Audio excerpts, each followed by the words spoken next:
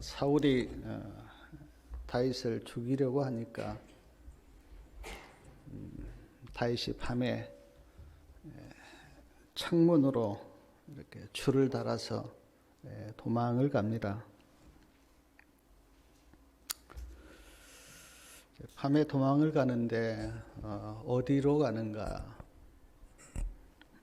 사무엘상 19장 18절에 보면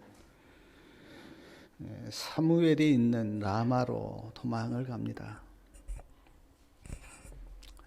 라마는 예루살렘에서 위쪽으로 8km 정도 떨어져 있는 곳이에요.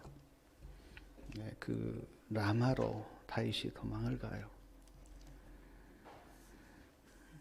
사무엘에게 가서 사울 왕이 자신에게 했던 일을 다 이야기합니다.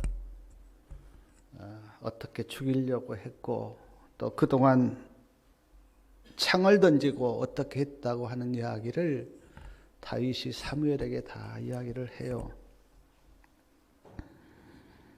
사무엘이 듣고 나마 나옅, 성경에 나마 나옅이라고 되어 있는데 그 제가 찾아보니까 나옅은 선지자들이 공부하는 건물 있었던 장소입니다.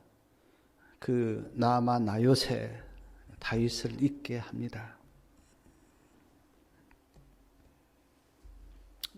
사랑하는 여러분, 다윗은 다른 곳으로 가지 않았어요.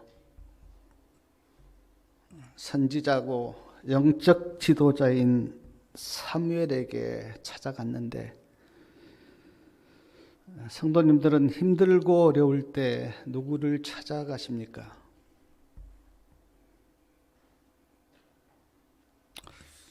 제가 어떤 책에 보니까 1월달이 되면 많은 사람들이 점집을 찾는데요.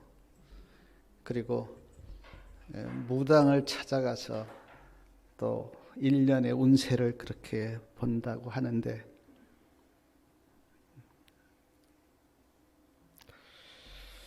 사울도 사무엘상 28장 8절에 보니까 엔돌에 있는 무당을 사울도 찾아갑니다.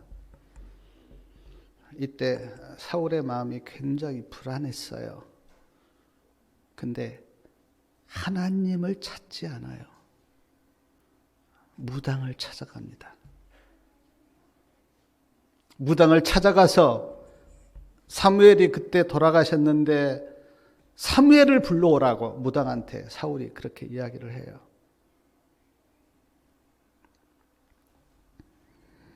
열왕기하 1장에도 보면 이스라엘 왕 아하시아가 몸이 아팠는데 에그론의 신 바알세불에게 물었어요. 이것을 알고 엘리야가 아주 강한 책망을 합니다. 이스라엘에 하나님이 없어서 에그론의 신 바알세불에게 물으러 갔습니까?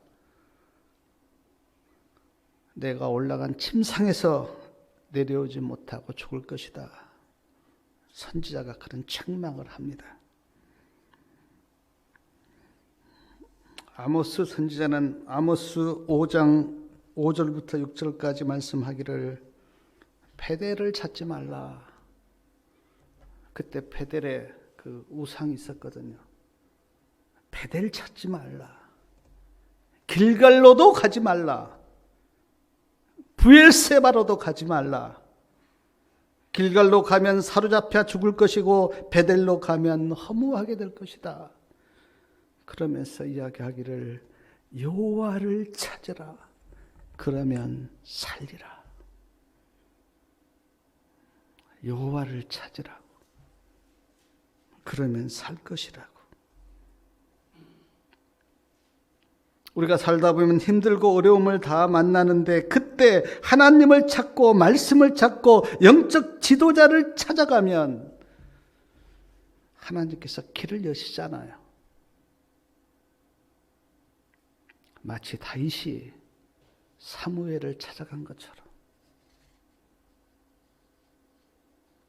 그런데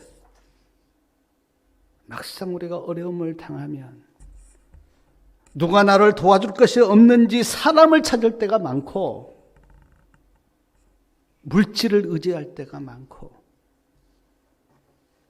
사랑하는 여러분, 하나님을 찾기를 바랍니다. 하나님을 찾으셔야 돼요. 그래야 살 수가 있어요.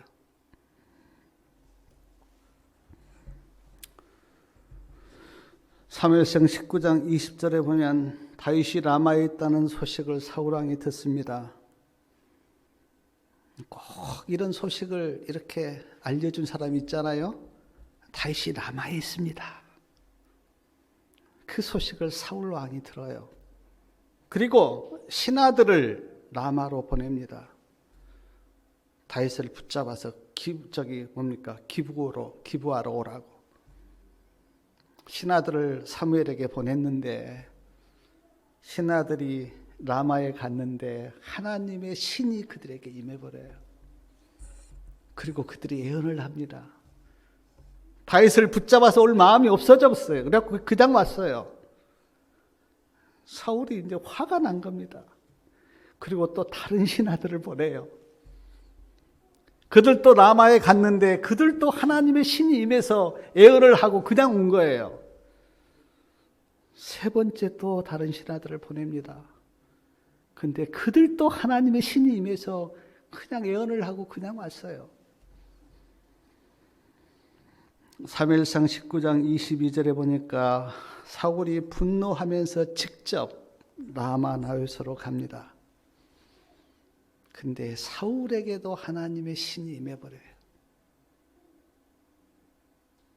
하나님의 신이 임해서 예언을 하고 하는데 사무엘상 19장 24절 한번 말씀을 좀 우리 같이 한번 읽겠습니다. 23절하고 24절 말씀 좀 같이 읽겠습니다. 사울이 라마 나요스로 가니라. 하나님의 신이 그에게도 임하시니 그가 라마 나요스에 이르기까지 행하며 예언을 하였으며 그가 또 그 옷을 벗고 사무엘 앞에서 예언을 하며 종일 조에 벌거벗은 몸으로 누워였더라. 그러므로 속담에 이르기를 사울도 선지자 중에 있느냐 하니라. 사울이 갔는데 사울도 하나님의 신이 임해요. 그리고 예언을 합니다. 근데 거기에서 끝났으면 좋은데 왕복을 벗고 벌거벗은 몸으로 하루 동안 누워 있어요. 여기서 두 가지 영적 교훈을 저는 생각해 보았는데, 하나는 사무엘의 영성입니다. 지금 사울과 그 사울의 신하들의 마음이 그렇게 부드럽지 못해요. 다윗을 어떻게든 붙잡아서 죽이려고 그런 마음으로 갔는데 그 마음이 부드러운 마음이 아니잖아요.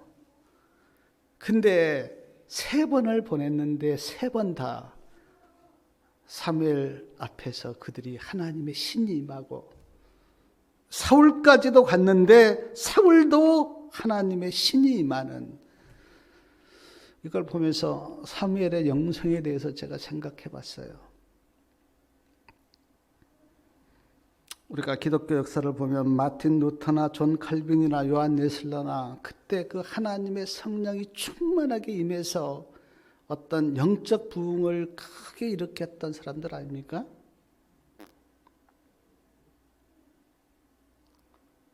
우리에게 성경이 있고 예언의 신이 있지만 오늘 사무엘 같은 그런 영성 있는 분이 있다면 얼마나 좋을까 하는 생각을 정말 깊이 해봤어요.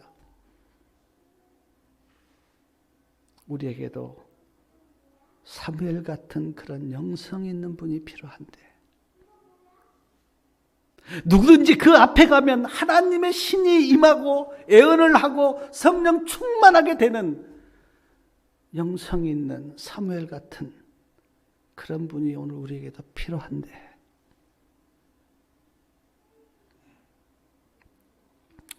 제가 그 만난 분 중에 가장 영성 있는 분은 얼마 전에 주님 안에서 잠드셨는데 디바이 목사님이셨어요.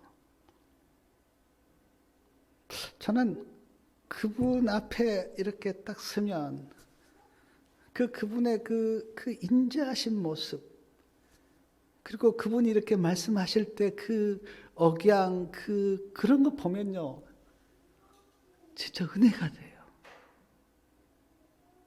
제가 그 제주 총회할 때 그분이 기도하시는데 그 기도한 그분의 기도소를 듣고 사람들이 다 울었어요. 한마디 한마디가 얼마나 그 사랑과 은혜가 그 묻혀서 이렇게 나오는데 정말 은혜되더라고요. 그분이 생각이 났는데, 저도 제가 목사이기 때문에 깊은 영성이 저에게도 필요하고, 우리 성도님들도 하나님의 신이 임해서 영성 있는 사람이 되시기 바랍니다. 우리가 인간적으로 아무리 하려고 해도 그게 신앙이 아니에요. 신앙이란 하나님의 신이 내 영혼에 임해서 그 하나님의 신이 나를 이끌고 인도하는 그 자체가 신앙이지, 내 의지와 내 노력으로 하는 게 신앙이 아니에요. 그건 종교생활입니다. 종교생활. 종교생활과 신앙은 완전히 다른데, 종교생활은 인간이 하는 거고 신앙은 하나님의 이끄심을 받는 거예요.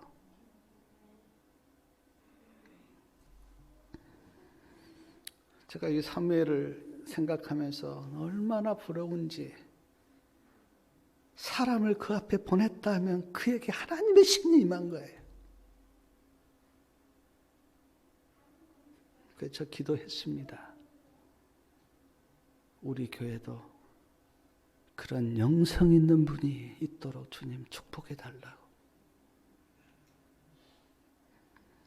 또 하나, 우리가 24절 읽었는데 사울 왕이 지금 벌거벗은 몸으로 누워 있어요. 왕으로서 지금 벌거벗고 누워 있는데 얼마나 추합니까? 왕인데. 근데 사랑하는 여러분, 사울의 그 왕복을 누가 벗기셨을까요? 사울의 왕복을 누가 벗기셨을까요? 저는 하나님이 벗기셨다고 그렇게 생각이 들어요. 다윗만 쫓아다니는 너는 왕이 될 자격이 없는 사람이야 라고 하나님께서 생각하고 그의 왕복을 벗기시고 벌거벗은 몸으로 누워있게 만드는 하나님의 채찍.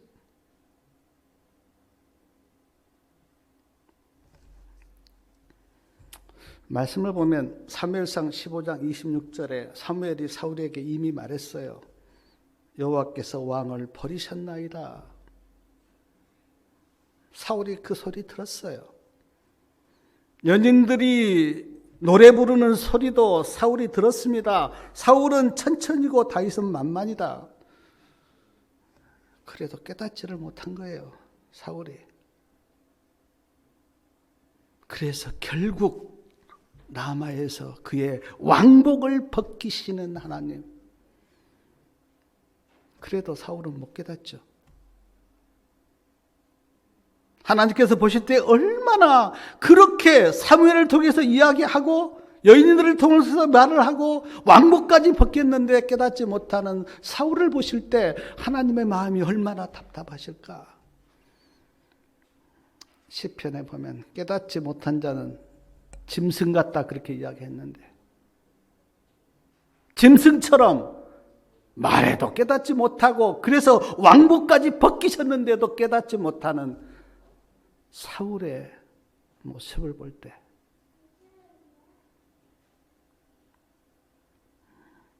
저도 이렇게 보면 어떤 사람은 아무리 이야기해도 깨닫지를 못합니다. 다 아는데 자기는 몰라요. 끝까지 자기 길로 가는 그런 무지한 사람들을 가끔 봐요.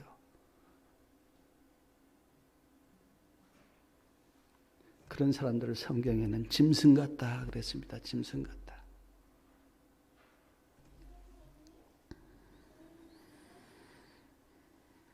그런데 사무엘상 20장 1절에 보면 다윗이요, 사울이 거기에 왔다고 하는 소식을 다윗이 들어요. 그리고 다윗이 두려움에 쌓입니다. 그리고 라마 나윳에서 다윗이 도망을 쳐요.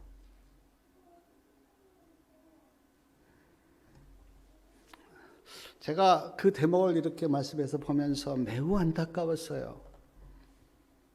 사무엘 곁을 떠나면 안 되는데, 사무엘 곁에 있는 것이 하나님의 뜻이고 거기가 가장 안전한 곳인데, 다윗이 사울이 거기에 왔다고 하는 소식을 듣고 두려워서 거기를 떠나가요.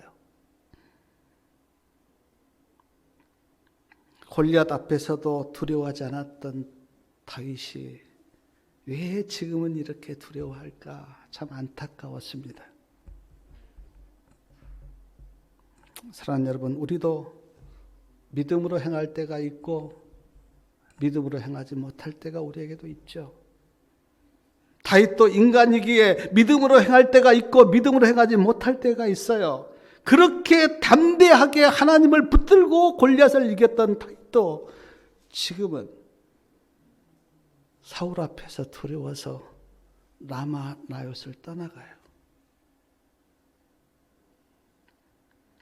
그러므로 사랑하는 여러분, 우리는 매 순간순간 하나님을 붙드셔야 합니다. 안전할 데가 없어요. 우리는 순간순간, 다윗이 그렇게 하나님 붙들고 골리앗을 이겼던 그 다윗도 지금은 사울 앞에서 두려워서 도망가요. 도망을 가서 어디 누구에게 가는가? 기브아에 있는 요나단에게 갑니다. 사울의 아들 요나단에게 가요. 요나단에게 가서 거기에서 막 따집니다. 내 아버지가 나를 죽이려고 지금 라마 나윳까지 나를 쫓아왔는데 내가 무슨 잘못을 하였기에 나를 죽이려고 하느냐고 요나단에게 따져요. 요나단이 그걸 듣고, 아니 우리 아버지는 무슨 일을 하면 다 나에게 상의하고 의논하는데 너에 대해서 한 말씀도 한 적이 없는데 너를 죽이려고 하다니 내가 믿어지지 않는다. 그렇게 요나단이 이야기해요. 그러니까 다윗이 너하고 나하고 친한 거를 네게 아버지가 아니까 너한테 이야기를 안 한 것이지, 너희 아버지가 나를 죽이려고 하는 것은 분명하다.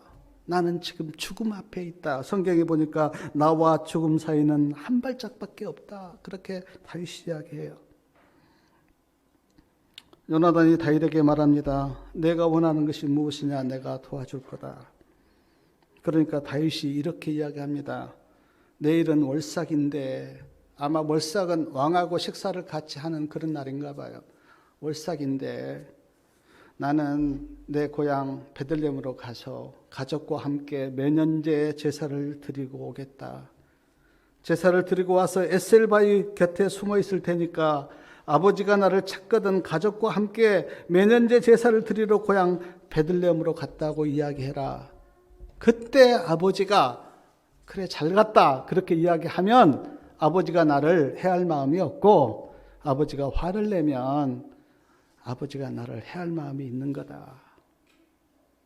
그렇게 이야기합니다. 요나단이 그래 알았다.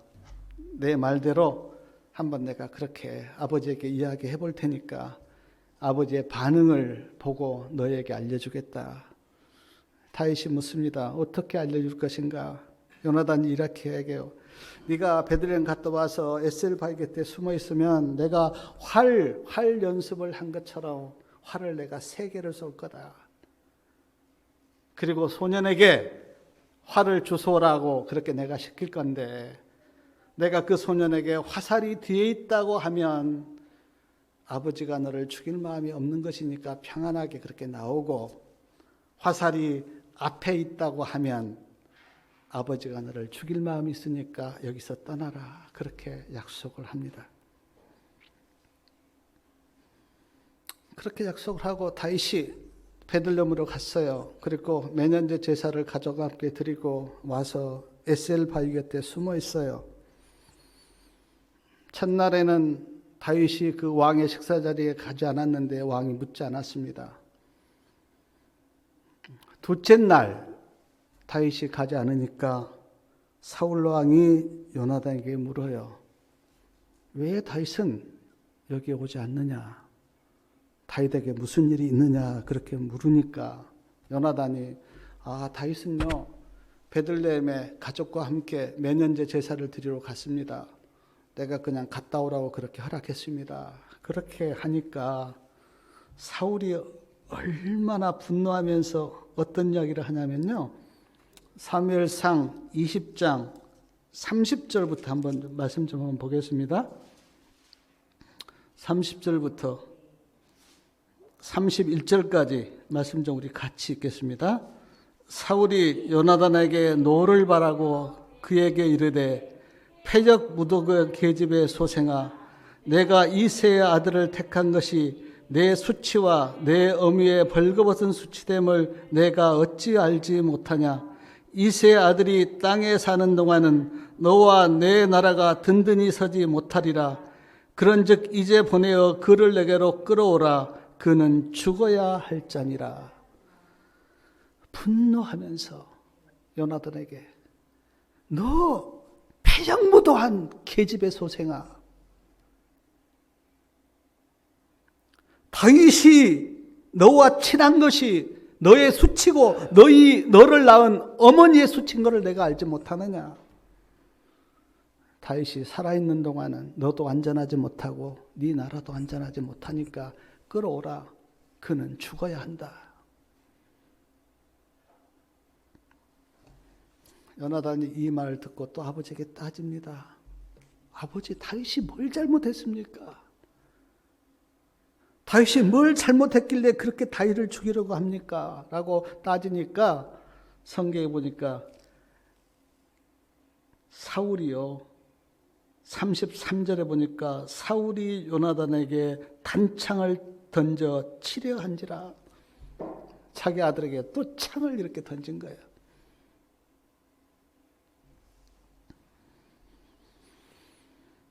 요나단이 자기 아버지 사울이 다윗을 죽이려고 하는 결심을 이렇게 확인한 다음 말씀해 보니까 하루 내내 음식을 먹지 않고 식사를 하지 않아요. 마음이 괴로우니까. 그리고 그 다음날 아침에 소년을 데리고 이제 갑니다. 그리고 화살을 쐈어요. 소년에게 화살을 주어라 그렇게 시키면서 요나단이 소년에게 화살이 앞에 있으니 앞으로 가라, 더 앞으로 가라, 더 앞으로 가라 그렇게 합니다. 소년이 화살을 주워왔어요. 그리고 소년을 먼저 보내고 다윗과 요나단이 작별 인사를 합니다. 말씀해 보니까 다윗이 요나단을 향해서요,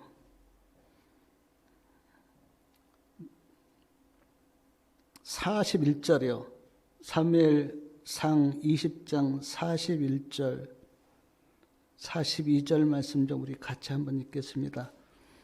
아이가 가매 다윗이 곧 바위 남편에서 일어나서 땅에 엎드려 3번 절한 후에 피차 입맞추고 같이 울되 다윗이 더욱 심하더니 요나단이 다윗에게 이르되 평안히 가라. 우리 두 사람이 여호와의 이름으로 맹세하여 이르기를 여호와께서 영원히 너와 너 사이에 계시고 내 자손과 내 자손 사이에 계시리라 하였느니라. 다윗은 일어나 떠나고 요나단은 성으로 들어오니라. 3번 절하였다 그럽니다. 우리가 볼 때 다윗보다 요나단이 나이가 많아요. 그래서 다윗이 요나단에게 3번 엎드려서 절을 합니다. 그리고 피차 울었다 그랬어요. 붙들고 웁니다. 근데 말씀해 보니까 다윗이 훨씬 더 많이 울었다. 그리고 요나단이 다윗에게 평안히 가라. 여호와께서 너와 나 사이에 계시리라. 그렇게 하고 작별 인사를 하고 다윗이 떠나요. 부자선지자 654페이지 보니까 요나단의 작별의 말이 다윗의 귀를 울렸다. 잘 가라.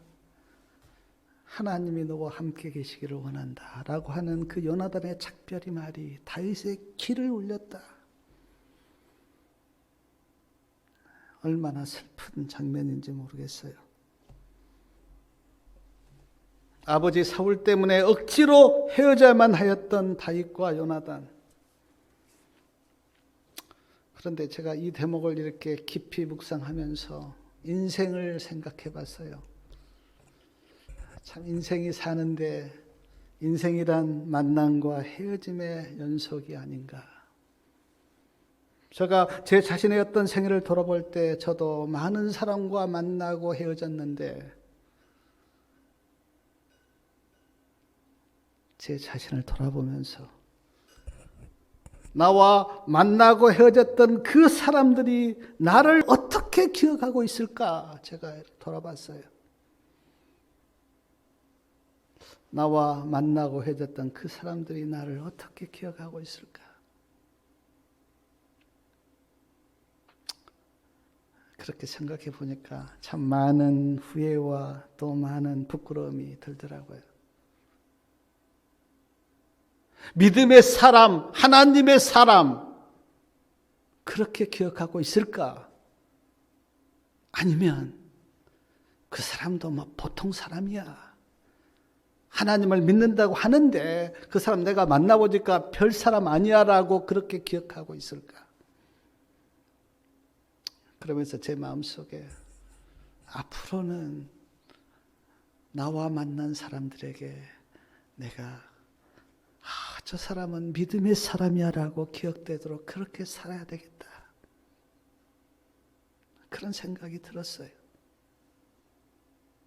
사랑하는 성도님들은 어떻게 인생을 살아오셨는지 모르겠지만 지나간 인생은 그렇다 치고 앞으로 나와 만난 그 사람들에게 저 사람은 믿음의 사람이라고 기억되도록 그렇게 사시기 바랍니다. 그래야 나를 생각하면서 하나님을 생각하고 나도 그래 그 사람처럼 내가 살아야겠어라고 그런 마음이 들 거 아니겠어요? 오늘날 기독교인들이 얼마나 지탄을 받습니까? 저는 뉴스를 그렇게 자주 보지는 않는데 얼마 전에 십몇 개월 단 그 죽은 어린 아이 그 부모가 기독교인이라면서요. 교회 다닌다면서요. 온 국민이 그걸 두고 비난합니다. 아니, 하나님을 믿는 사람이 어떻게 그럴 수가 있느냐고. 부끄러워서 고개를 못 들 것 같아요. 그런데 사랑하는 성도님들을 만난 사람들은 성도님들에 대해서 어떻게 이야기를 할 것 같습니까? 그 사람은 정말 하나님의 사람이었어. 믿음의 사람이었어. 그렇게 이야기합니까? 아니면 욕합니까?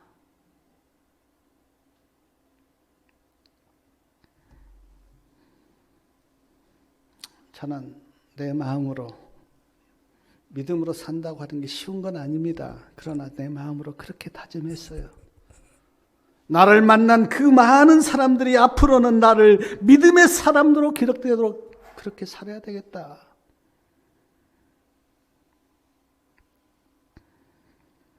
다윗이 요나단과 헤어지고 도망을 가는데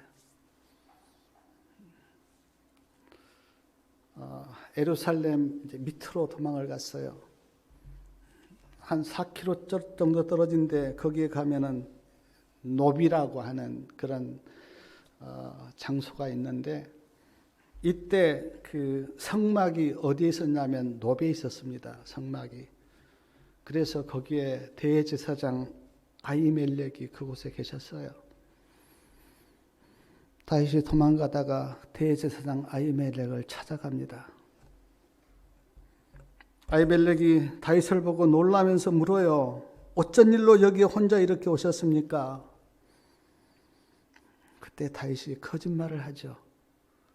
왕의 명령을 급히 받고 가는 길인데 내가 여기에 왔다는 것을 아무에게도 말하지 마십시오.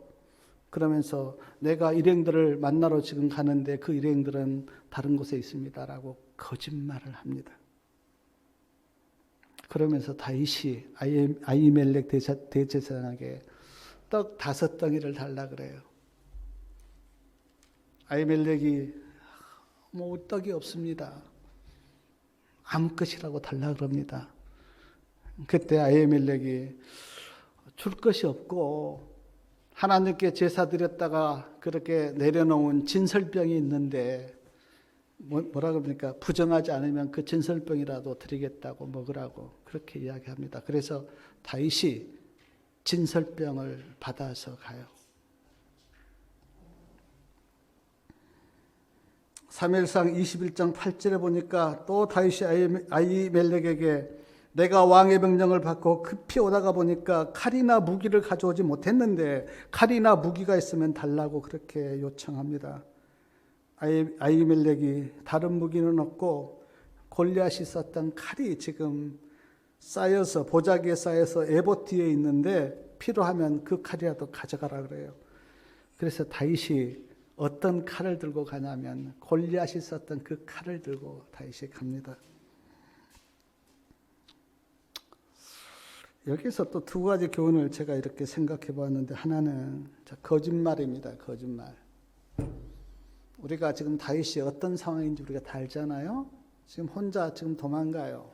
요나단과 헤어지고 지금 밑에 예루살렘 밑에 쪽으로 도망가고 있어요. 배도 고프고 힘들었겠죠. 근데 다윗이 거짓말을 해요.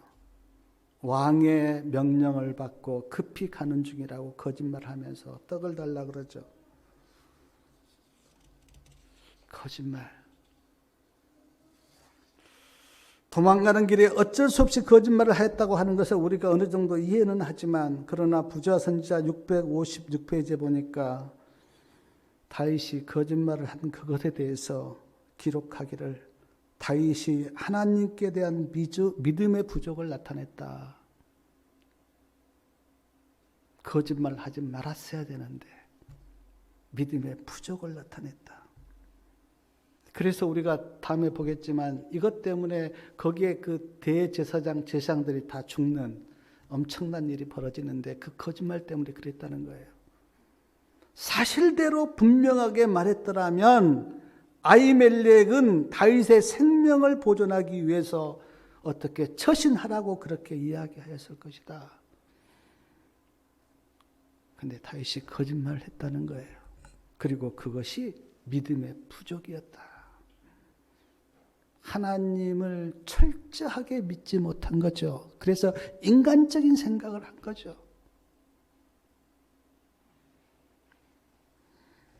저도 인생을 이렇게 살아보니까 어떤 상황에서 여기가 딱 닥치면 거짓말을 하게 돼요.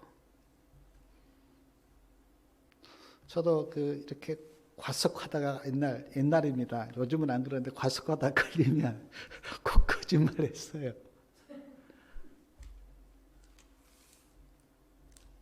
근데 지금 와서 이렇게 돌아보면 거짓말한 것이 후회가 되기도 하는데 성경에는 분명히 10계명 중에 9번째 계명이 뭡니까? 거짓말하지 말라. 거짓 증거하지 말라. 제가 이렇게 보니까 정직하게 말하면 하나님이 도우세요. 하나님이 은혜를 베푸세요. 근데 내가 거짓말을 해버리면 하나님이 도우실 수가 없어요.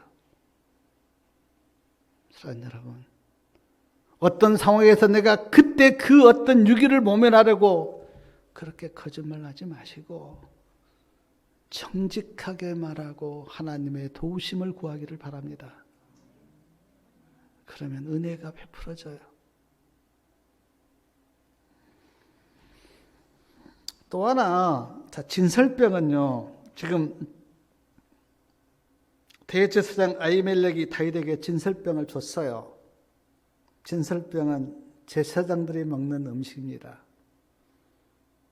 보통 사람이 먹는 음식이 아니고 제사장들이 떡상에다가 떡 12덩이를 이렇게 올려놓고 일주일 동안 있다가 안식일이 되면 그 떡을 교체를 해요. 근데 그거는 제사장들의 음식이에요. 근데 그걸 다윗에게 줬어요. 그리고 그 다윗이 그 진설병을 먹었어요. 근데 이것에 대해서 마태복음 12장 한번 집에 가서 한번 찾아보십시오. 마태복음 15장 1절부터 4절까지 보면 예수님이 이것에 대해서 말씀하신 말씀이 나와요. 제자들이 안식일에 밀밭을 이렇게 지나다가 배가 고파서요. 제자들이 밀을 꺾어서 손으로 비벼서 밀을 먹었어요. 이것을 보고 바리새인들이 막 비난을 한 겁니다.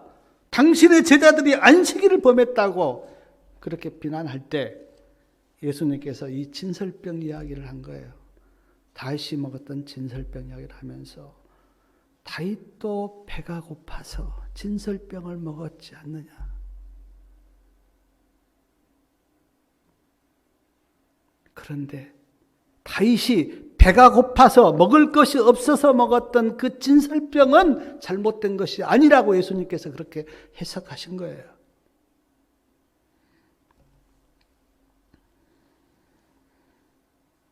사랑하는 여러분, 성경에 제가 보니까 두 말씀이 있습니다. 굶주린 자에게 먹을 것을 주라고 하는 하나님의 말씀이 있어요. 자, 진설병은 제사장들이 먹는 음식이다라는 말씀도 있습니다. 그리고 굶주린 자에게는 음식을 주라고 하는 하나님의 말씀, 이 두 말씀이 있어요. 원칙을 지켜야 합니까? 굶주린 자를 살려야 합니까? 원칙을 지키는 게 맞습니까? 굶주린 자에게 그 떡을 줘서 그 굶주린 자를 살리는 것이 맞습니까?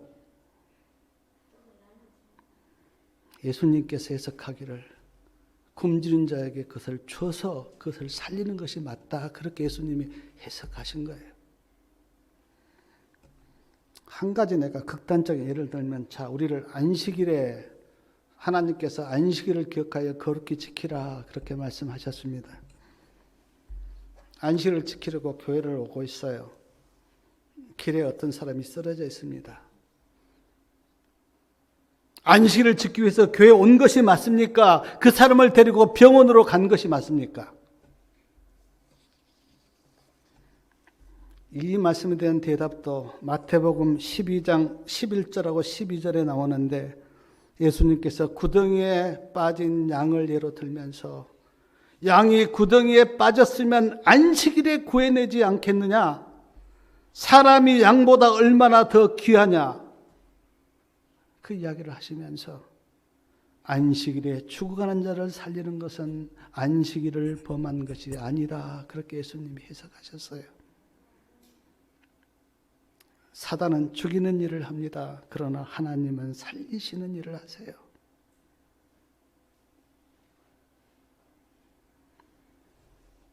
이런 상황이 아닌데 안식일을 안 지키고 또 막 그 어떤 하나님의 말씀을 어기는 것은 잘못이지만 그러나 죽어가는 자를 살리는 그런 상황이라면 그 죽어가는 자를 살리는 것이 하나님의 뜻이라고 예수님이 해석한 거예요.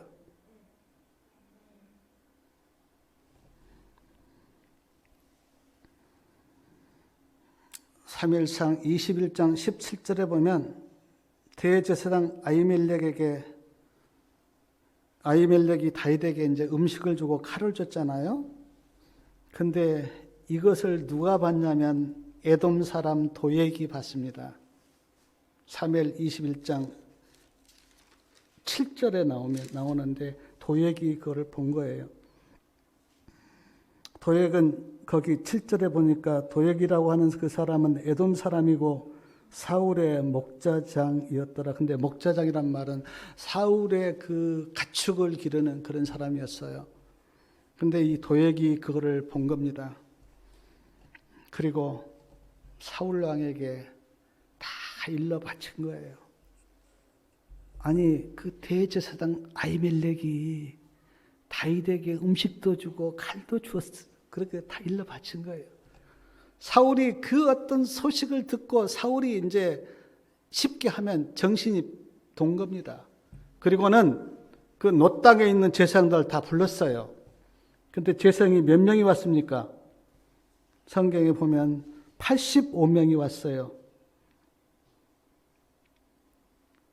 85명. 85명이 제사장들이 왔는데 그 제사장들 앞에 사울이 이제 분노하면서 이야기합니다. 너희가 다윗에게 음식도 주고 칼도 주었다고 그렇게 하면서 너희가 다윗과 공모하여 나를 왜 대적하느냐 그렇게 제사장들에게 이야기해요. 아히멜렉이 깜짝 놀라면서 아니라고, 우리가 다윗과 공모하여 왕을 대적한 일이 없다고 그렇게 이야기해요. 맞죠? 그냥 다윗이 배고파서 음식 달라고 해서 음식 줬을 뿐이고, 그래 무기 좀 달라고 해서 그냥 그 골리앗 칼 줬을 뿐이지 공모해서 대적한 일이 없잖아요. 그런 일 없다고. 근데 사울이 믿지를 않아요. 그리고 내가 보니까 사울이 지금 정신적으로요 아주 그 뭐 신경쇠약입니까? 뭐 그래서 그냥 완전히 어떤 믿지를 않아요. 그리고 사무엘상 22장 17절에 보니까 사울이 이렇게 이야기합니다. 여호와의 제사장들을 다 죽이라 그래요. 신하들에게 제사장들 다 죽여버려라. 신하들이 제사장, 하나님이 택한 제사장들을 어떻게 죽이겠어요? 그러니까 신하들이 안 죽입니다. 그러니까 18절에 보니까 도액에게, 그 아까 고자질했던 도액에게 그 제사장들 다 죽이라 그래요. 18절 제일 끝에 보니까 도액이 그날 제사장들을 쳐서 죽였는데 몇 명입니까? 거기 85명을 죽인 거예요. 그리고 노 땅에 있는 백성들도 그 다음에 죽이고 어린 아이들도 죽이고 짐승도 다 죽여요. 사울과 도액이 끔찍한 죄를 저질러요. 제가 보니까 진짜 제정신 아닌 것 같아요. 미친 짓 같아요. 그때 누구 혼자 살아남았냐면 아비아달이 아히멜렉의 아들이에요. 아비아달을 혼자 살아남았어요. 그리고 아비아달이 에봇을 가지고 누구에게 도망오냐면 다윗에게 도망을 와요. 그리고 다윗 시대의 대제사장이 누구였냐면 아비아달이었어요. 사랑하는 여러분, 여기까지 오늘 말씀을 보겠는데, 제가 이 말씀 이렇게 묵상하면서 도망가는 다윗의 모습과 다윗을 죽이려고 쫓아가는 사울의 모습을 보면서, 사울이 뭐 제정신 아닌 것은 물론이고 다윗도 막 초조해서 그 아히멜렉 대제사장에게 거짓말을 한 것을 보면 다윗도 마음이 많이 깨어져 있어요. 그런데 사울의 모습과 다윗의 모습을 보면서 제 마음속에 이 모습이 이 세상에 사는 두 부류의 사람들의 모습과 같다는 생각을 가졌어요. 기업을 보면 사장과 노조들이 다투는 모습들, 정치를 보면 여야가 싸우는 모습들, 가정이 깨어지는 모습들, 어디에나 서로 두 패가 나눠져서 자기 생각을 가지고 싸우는 사람들, 이 두 무리가 마치 쫓기는 다윗과 쫓아가는 사울 같은 그런 마음이 제 마음에 들었어요. 그러면서 이 세상에는 어디를 봐도 평강이 없구나. 요즘 뉴스에 보니까 미국에서 트럼프 대통령이 그 시대를 선동해서 그 의사당에 들어가서 뭐 몇 명 죽었잖아요. 4명인가. 최고의 민주주의를 꿈꾸는 미국도 혼란스러운 것 보면 저는 평소에 그렇게 생각했어요. 공산주의도 답도 아니고 민주주의도 답이 아니다. 이 세상에는 평강이 없다. 쫓아가는 사울이나 쫓기는 다윗이나 마음이 불안하기는 마찬가지고 마치 그 모습이 이 세상에 분열과 다툼과 문제가 있는 이 세상의 모습을 그렇게 보여주는 하나의 청사진으로 저는 그렇게 생각이 들었어요. 평강이 없습니다. 안식이 이 세상에 없어요. 교회 안에도 그렇고 세상은 물론이고 이 세상에는 평강이 없어요. 평강은 오직 예수님 안에만 있습니다. 예수님께 가셔야 돼요. 혹시 지금 이 세상에서 쫓고 쫓기는 그런 경주를 하고 있다면 그 경주를 주님 안에서 끝내시고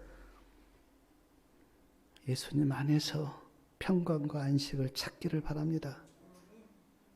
우리가 이런 말씀들을 마음에 깊이 새기고 하나님이 주시는 은혜 가운데 믿음으로 살아서 사람들이 나를 어떻게 볼 것인가 깊이 생각하시고 사심으로 말미암아 하나님께 은혜를 돌리고 영광을 돌리는 주의 백성 다 되시기 바라면서 말씀을 마치겠습니다.